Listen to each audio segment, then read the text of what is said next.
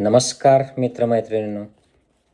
Donald तात्यांनी भारताचे prime minister त्यांना जेव्हा भेटले, त्यांचे जिवलग मित्र, तेव्हा त्यांना असं म्हटल्याचं मी ऐकलं सोशल मीडियावर की भारतावर जेव्हा हल्ला होईल आणि मी जर प्रेसिडेंट असेल अमेरिकेचा आणि नरेंद्र मोदी हे इंडियाचे प्राईम मिनिस्टर असतील तर म्हणजे हल्ला झाला आणि मी असलो आणि मोदी असले तर मी भारताच्या मदतीला अमेरिका धावून येईल आणि भारताला वाचवेल.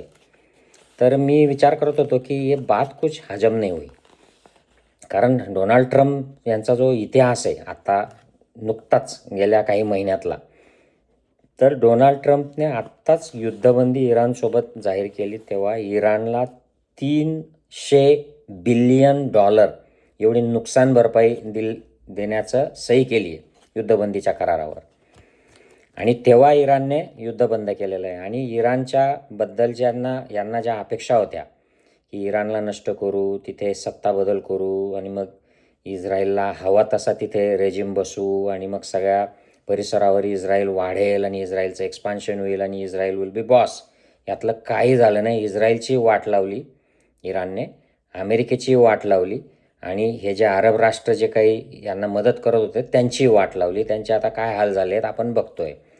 त्यावेळेला अमेरिकेने इस्रायलवर फक्त लक्ष केंद्रित केलं, बाकीचे अरेबियन राष्ट्रांना सोडून दिलं वाऱ्यावर. आणि जेव्हा जास्तच वाट लागायला लागली तेव्हा इस्रायललाही वाऱ्यावर सोडून दिलं आणि इराणने चोपला चांगला इस्रायलला त्यावेळेला. आणि ते डोनाल्ड ट्रम्प सांगतायत की आम्ही तुमच्या मदतीला येऊ जर तुमच्यावर कोणी हल्ला केला तर. खरं म्हणजे हे काहीतरी एक असं हायपोथेटिकल सिच्युएशन की भारतावर कोणीतरी हल्ला करेल. तर भारतावर 1960मध्ये चायनाने हल्ला केला होता, त्याच्यानंतर हल्लाच झालेला नाही आहे. खरं म्हणजे त्यांना हल्ला करायची गरज नाही, ते तसेच हल्ला न करताच आपली जमीन बळकावत आहेत, तो वेगळा मुद्दा आहे. आता नुकतंच गेल्या काही आठवड्यापूर्वी 2 आठवडे झाले असतील, भारताचे 3 लोक अमेरिकेच्या सैन्याने जहाजावर मारून टाकले, त्यांचा खून केला दिवसाढवळ्या. आणि ते जहाज पेटलेलं जगाने बघितलं.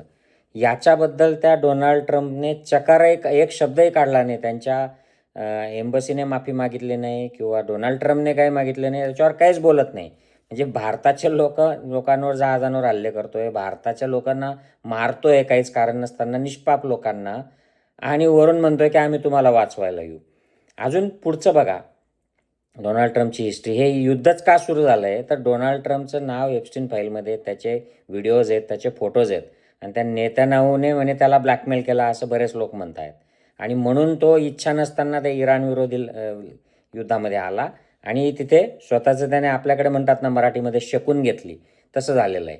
आता स्वतःला वाचवायसाठी युद्धामध्ये आलेला आहे तो आणि तो वरून बाता करतोय की मी तुम्हाला वाचवायला येईल म्हणून. तो असा ब्लॅकमेल करून कामं करणारा माणूस आहे डोनाल्ड ट्रम्प. अंबानी अदानी यांना US बळजबरीने तो इन्व्हेस्टमेंट करायला लावतोय, वेगवेगळ्या केसेसमध्ये अडकवलं आणि त्या केसेसमधून बाहेर काढायसाठी त्याने रितसर लाच घेऊन अंबानी आणि अडानीकडून तिथे इन्व्हेस्टमेंट करून घेतो आहे डोनाल्ड ट्रम्प.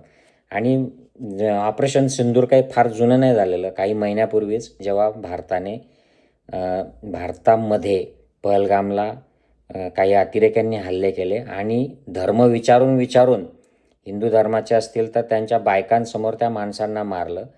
आणि म्हणून भारताने ते सिंदूर नावाचं ऑपरेशन केलं. त्यात भारताचे विमानं पाकिस्तानवर हल्ला करायला गेले आणि लगेच चायनाची एंट्री झाली. चायनाने लगेच तिथे विमानं पाडायला सुरुवात केली आणि जे काय एक्सपर्ट आहेत त्यांच्या म्हणण्याप्रमाणे पटापटा विमानं भारताचे पडायला लागल्यामुळे डोनाल्ड ट्रम्पने US तिकडून युद्धबंदी जाहीर केली.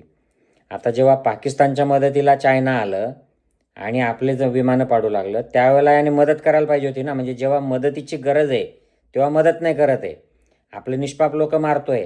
आपल्या देशातला जो पैसा आहे तो या उद्योजकांमार्फत अमेरिकेत लुटून नेतोय, त्याला हवं तसं ट्रेड डील करतोय आणि वरून वर तोंड करून म्हणतोय की तुमच्या देशावर कोणी हल्ला करेल तेव्हा मी वाचवायला येईल. याला काय म्हणावं.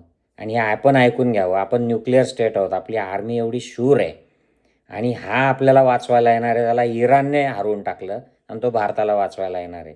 तर हे आपण सहन नाही केलं पाहिजे, हे अपमानकारक आहे आपल्यासाठी खरं म्हणजे. आणि याचा जोरदार हल्ला प्रत्युत्तर दिलं पाहिजे. असो, जय हिंद.